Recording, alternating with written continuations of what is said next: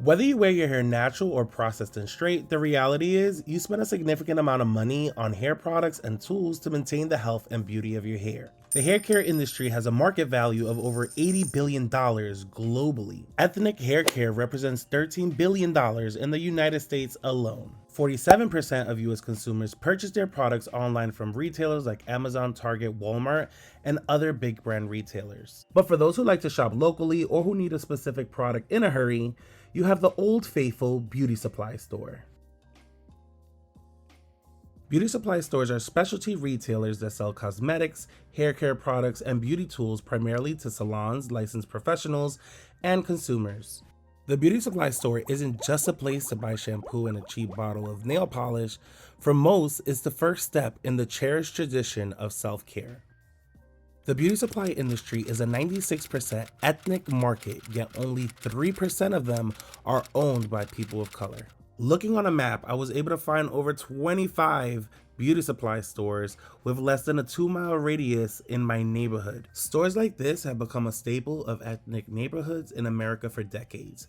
Without them, products we've come to rely on would be nearly impossible to find locally. How did the beauty supply industry become such a lucrative business venture, and why aren't the people who pour so much money into this industry at the top of ownership?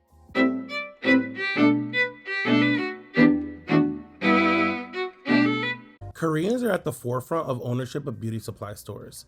Out of 35,000 registered specialty stores in the US as of January 2023, only 2,500 are non-Korean owned. Koreans own suppliers and vendors as well as manufacturing and distribution facilities for most, if not all, products sold in the United States related to hair. This is known to many in hair business as the Korean dominance, and it dates back to the 1960s. The rise of the YH Trade wig manufacturing company was significant. Founder Young-ho Chang conceived the idea of the company while working as the vice director of Korean Trade Promotion Corporation in the US between 1965 and 1978. His company exported $100 million worth of wigs to the US. The wig business was doing so well, especially amongst African American consumers, that the Korean wig merchants pushed to corner the market. In 1965, the Korean wig merchants joined together and convinced the Korean government to outlaw the export of raw hair. The ban made it so that one can only buy pre-made wigs and extensions. In other words, Korean hair could only be manufactured in Korea. 6 months later, the United States government created a ban on any wig that contains hair from China, effectively putting South Korea in the prime position to exploit the market.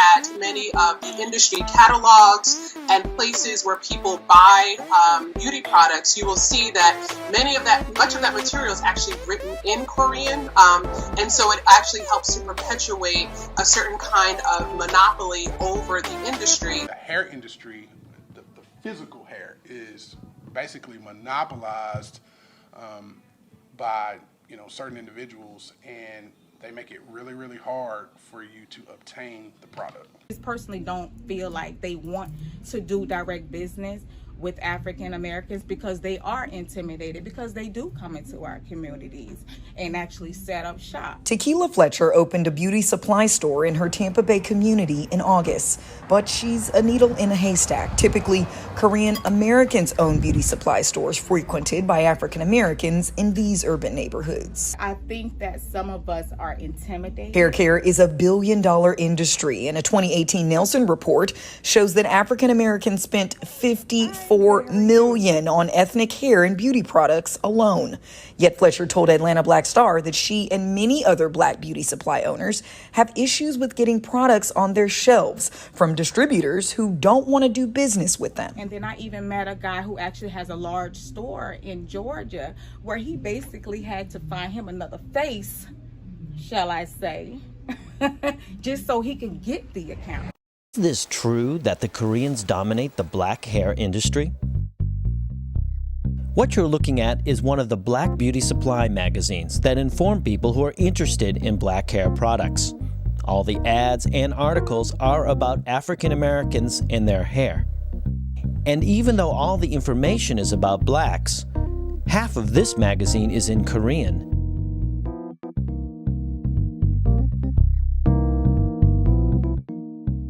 And this magazine, Beauty Times, which is the #1 publication for Black beauty store owners, is written entirely in Korean.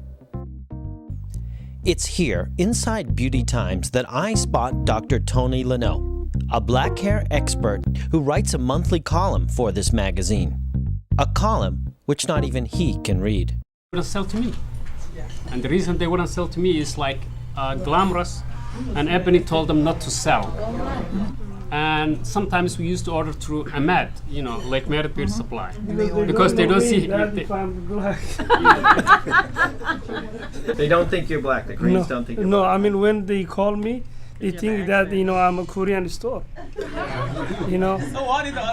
Are you black or Asian? How do you feel about that? Are you black or Asian? I was like, that's crazy. What does that have to do with me purchasing a product from you? There are only 4 central distributors serving beauty supply stores in the country, and these Korean-owned distributors are alleged to discriminate against black and brown store owners in order to maintain their monopoly in the market. Time and time again, you hear stories of distributors not wanting to do business with non-Korean beauty supply owners, or at best, making it extremely difficult to do business with them. Very hard, because a lot of them, either they wasn't responding or they just refused just to give you the accounts altogether. Some of them were saying that, your application was incomplete, when I know good and well that I did everything that I was supposed to. Many of the ones that started recently came from South Korea that was much more enriched. So by selling their farm or by selling their apartment, they could have this initial pot of money to start relatively small businesses in urban areas. Furthermore, they had encouragement, sometimes quite explicitly in terms of funding by relatives, friends, and other sorts of religious or whatnot networks to provide them with money to start their business.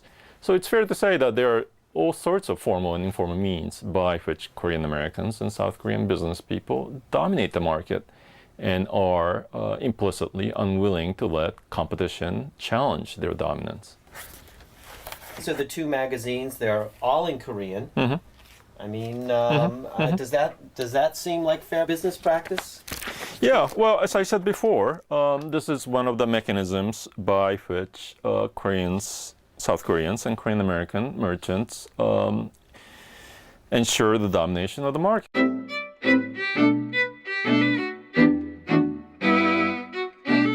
For many black and brown business owners, the dream of being a successful entrepreneur in the hair space is either too much of a hassle or too competitive, as most oftentimes the prices at Korean-owned shops are $2 to $3 less than those found in non-Korean-owned establishments. But organizations like the Beauty Supply Institute and BOPSA are helping many people of color get into the beauty supply industry with coaching and resources that aren't relatively available. 10 years ago, there were only 500 black and brown owned beauty supply stores, and today, although not a significant increase, there are 2,500 of them, which shows with determination and will, the numbers can and will continue to grow. In a city that is nearly 70% black, there are less than a handful of black-owned beauty supply stores. But Memphis can add one more black-owned beauty supply store to its list. Pink Noir Beauty Supply and Cosmetics is settling down and ready to open its doors. A first-of-its-kind beauty supply store is now open in Rockford with plans on helping out its customers. Kiekefer's Beauty Supply Store is holding its grand opening celebrations today.